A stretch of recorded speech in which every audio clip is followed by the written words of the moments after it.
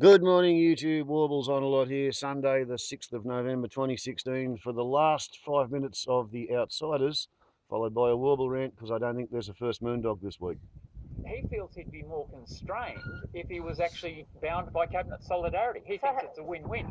He is absolutely committed to the return of the government. It might not look like that to some people, but he is a devoted Liberal Party member. He believes his best role is in serving inside the government rather than on the back bench. Tony Abbott surrogate Catherine McGregor there, Osman Faruqi, a compelling argument for Tony Abbott's re-inclusion in the federal cabinet?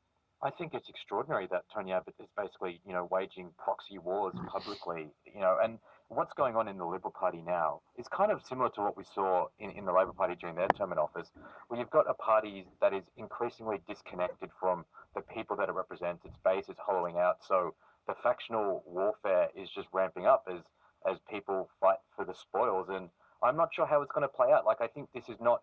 It's a little bit about Tony Abbott and Malcolm Turnbull. I mean, obviously that there's an element there, but it's also about the different sections of the Conservative movement and the Liberal Party that they represent. And there doesn't seem to be any mechanism to resolve that. Like, even the debates we saw over the last couple of weeks about how the Liberal Party should elect and pre-select its candidates was part of that battle as well. And Malcolm Turnbull, who doesn't come from the Conservative wing, well, as we all know, he's had to make deals with them to retain his power, but still they're not happy. And, maybe some people want Tony Abbott back in because he's seen as being a standard bearer for the Conservative movement. They'll never be happy. That's they'll never nature. be happy. Yeah. At the same time, Benson, we have Peter Credlin out there arguing that we may well have our own Donald Trump. I wonder if that's a third way possibility for Tony Abbott. A very scary possibility. But even the commentary around how America got Donald Trump is that it doesn't just happen overnight. The environment or the atmosphere for a Donald Trump in Australia doesn't just happen overnight. This is something that's been building, you could argue, since the Howard years. Just the rhetoric, the dehumanization of people, the anger. This has actually been building for a number of years. And anger, Tricia, that just quickly as a final point, it doesn't come from anywhere, and it doesn't come from nowhere, rather. I mean, there are reasons why people are not best pleased just now, and they, with all this nonsense in their politics of senates and maybe even things like 18C, these are the concrete things that need to be addressed. Yeah, I mean, I think that's definitely true, but also I think that it is valuable to see that, Australian people are not ideological, but everyone's got principles. And on the one hand, I'm happy to kind of say that, we need to focus on the issues that real people sort of care about. But on the other hand, I don't want to kind of lose that, I guess, contest of ideas that kind of really shapes politics in doing that. I mean, Australian people they also vote on ideas. They vote on principles. They vote on policies. Like, they do these things as well. And I think it's kind of a mistake to say we just need to kind of throw politics aside and just focus on the real issues, because all of those things are shaped in politics. They're shaped in the crucible of politics. And so while I do kind of respect that kind of more, I guess, populist perspective of we need to focus on real issues and not 18C or Senate or High Court or whatever, I do think that is a bit of a danger that we'll lose, I guess, that kind of grit in the oyster, as it were. Grit in the oyster. That's what we want in this great country of ours. Tricia Jar there, policy analyst, Centre for Independent Studies. Osman Faruqi joins you as well, news and politics editor at junkie.com. Benson Solo as well, financial inclusion advisor, Good Shepherd Microfinance. That's it for Outsiders this morning. No dog. Yeah, as he said, no dog, and I didn't listen to his excuse because it's a different bloody excuse every week, and it always seems to strike me as last-minute censorship. The first dog on the moon comes up with their work, submits it to the ABC, and somebody at the ABC says, oh, shit, we better not put this to air. What will Christopher Pine say? What will Tony Abbott say? What will George Brandis say? What will the right wing of the Liberal Party say? We better not offend them. They might cut the ABC, so first dog just gets muzzled anytime he says something particularly good. Sorry about the raspy, gravelly voice, but I was a partying last night. I got rung up last week and invited to attend a combined 70th, 21st birthday party. Hadn't actually met the kid that was turning 21, but I did know his father, and a lot of his friends. And the 70-year-old bloke, well, yeah, I've known him for about 30 years. But for about 10 years, we weren't on friendly terms. So it was quite a surprise to be rung up and invited to go to the birthday party. And it was a humdinger of a birthday party. It really was. There was bands, there was DJs, there was a heap of food, a lot of good friendly company, no major dramas. I left at, I got back here at 3:30, so I probably left there at about 2:15, 2:30. Had to come home via town to drop the darling daughter child off because she was invited too. And I didn't come home with any video. There's a bit of an anti-YouTube feeling on the property where the party occurred, so, rather than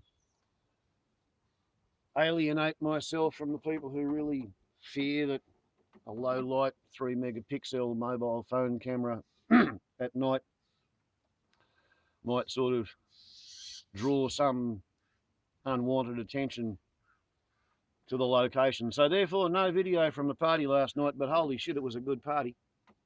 It really was. Yeah. So this week in Australian Parliament, when a member of the House of Representatives decides that they don't want to be in Parliament or they get caught doing something they're not allowed to do and they step down, that means there's a by-election and the people in their electorate get to choose their new representative. When a senator steps down, resigns or gets shit-canned for some reason, that senator's party gets to nominate, excuse me, I'm going to have a cough. That's better.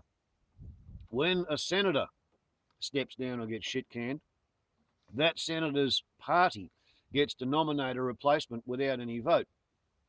However, the situation that the Liberals have found themselves in is 3 years ago when Tony Abbott was the Prime Minister, this Senator Day, Robert Day from the Family First Party, he had been having his electoral office in a Commonwealth government-owned building.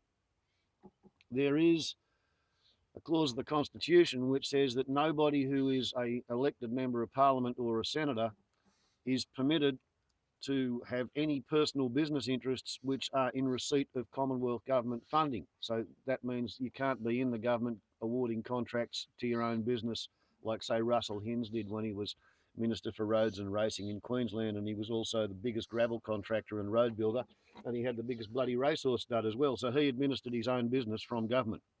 You're not allowed to do that in federal politics. Queensland, you can probably still get away with it. So anyway, 3 years ago when Tony Abbott was the Prime Minister, Senator Day said that he wanted to move his federally funded electoral office out of, or senatorial office, out of a building owned by the Commonwealth into a building that was owned by a business party of his, and Senator Day had provided the funding for the loan to purchase the building that he was moving into, which effectively meant that the Commonwealth government was going to pay Senator Day's business partner. Senator Day's business partner was going to repay Senator Day, so Senator Day stands to gain financially from a contract awarded by the Commonwealth in his own interest, both ways, backwards, forwards, sideways. So therefore, yeah, he's knocked out. What this probably means is that he was not actually qualified to stand for being a senator at the last election because he'd been doing this shit for 3 years. It sort of therefore means that his party doesn't get to pick a replacement senator. Instead, the Electoral Commission has to recount the votes, and everybody who voted number one for Senator Day, their preferences will have to be reallocated to somebody else who is a senatorial candidate. And when his preferences are redistributed, they will probably elect a Labor or a Green candidate, but perhaps a One Nation. One Nation has a different problem. They have a Senator Clampton, something like that, who stood for election at a time when he had been convicted of larceny. And larceny carries more than a 1 year jail sentence, and you're not allowed to stand for Parliament or be registered for lots of government jobs and positions if you've been convicted of any offence which carries more than a 1-year jail sentence.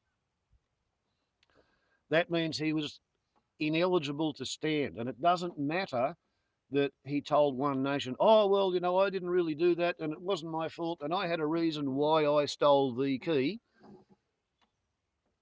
because I have appealed the conviction and I'm going to get the conviction overturned, so let me stand for election while I'm not eligible. He stood for election while he was not eligible. He got voted in while he was not eligible. He's been inaugurated as a senator, and now there's a High Court investigation into whether he was ever correctly elected because he wasn't eligible to stand. If he wants to appeal his conviction and have the conviction overturned, all well and good, especially if he can succeed in it. What that means is now he's had his conviction overturned, he can try to stand in next election. He can't rely on the results of an election that he was not eligible to stand in. So yeah, the Turning Bull government apparently put pressure on this Senator Daybloke, who had to resign because he headed a building empire, a little house building company. And he had somewhere between 40 and 400 houses part built or agreed to be built. He'd taken deposits from people. Contractors and suppliers hadn't been paid. Work hadn't been done. Everything was grinding to a halt. And a lot of people said, oh, well, that's okay because, you know, like the Home Owners Builders Warranty Scheme will look after everybody. But Senator Day's companies in liquidation not only had failed to pay all the suppliers and contractors, they also failed to pay the premiums on the warranty policies, so nobody's projects are insured. So he had no bloody hope. He had to resign. Liberal, when he said he was going to resign, Liberal Party said to him, look, we need your vote. You're desperately important. You have to stay there till after Christmas. And he did a backflip and he said, yes, I'll stay there. I'll stay there. And then all of a sudden, his cover story that, oh, well, there's an investor who's thinking about buying my failing company that owes a lot of money. Somebody gave him a reality awareness therapy session. And he said, oh, no, well, actually, the investors pulled out. They're no longer interested in buying it. So I have to resign right now, immediately, because he was severely damaging the Family First brand. You know, the party loyalty was just wiping away underneath their feet. Who wants to vote for a Family First party that has a scumbag who doesn't pay anybody? Not even the insurance company. So then the Liberal Party decided, well, okay, if you're not going to stay in Parliament till after Christmas and do what we want you to do, we'll fix you. We'll make sure you don't get your bloody pension. We will release this inquiry into whether misdemeanours were committed in the rental of your electoral office. And that way you won't get your parliamentary pension because you were never eligible to be in it. Ha ha. So they've shot themselves in the foot in order to score a point on him because he didn't do what they wanted him to do.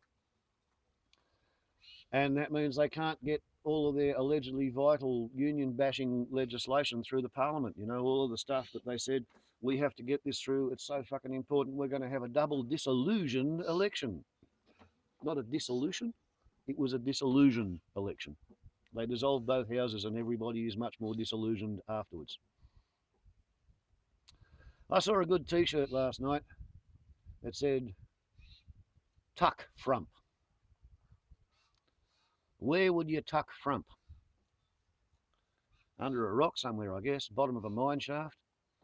I don't know. I really have a feeling that I've been calling it correctly for the last 6 months or a year when I've said that the excited states of Norte Armed Americano are going to elect Duck fucking Donald the Comb-Over to be their new prissy dunce, to sit in the white Anglo-Saxon house. What is it? White Anglo-Saxon Protestant house. Yes, that's right. The one that so many Nazis and Ku Klux Klanners have had their knickers in a twist over for 8 years because Barack Obama was living there. There was a tweet that I was told of. Somebody said, in order to figure out who to vote for in the American election, have a look at who the real Nazis and the Ku Klux Klanners are going to vote for, and then look elsewhere. Personally, I think everybody in America who doesn't like the idea of Trump, doesn't like the idea of Clinton, they should go in there and vote for Jill Stein. Shock the shit out of all of the pollsters. Fuck the Electoral College. Vote for Jill Stein, the Greens. Because the way I see it, Donald Trump gets in, he'll pick a loser's war with China. The Chinese will drop a nuke on Pine-Gap and Narungar. I'm downwind of both of those places, and I haven't breathed fallout since 1963 when Queen Elizabeth II's Royal Air Force had a fizzle yield test. So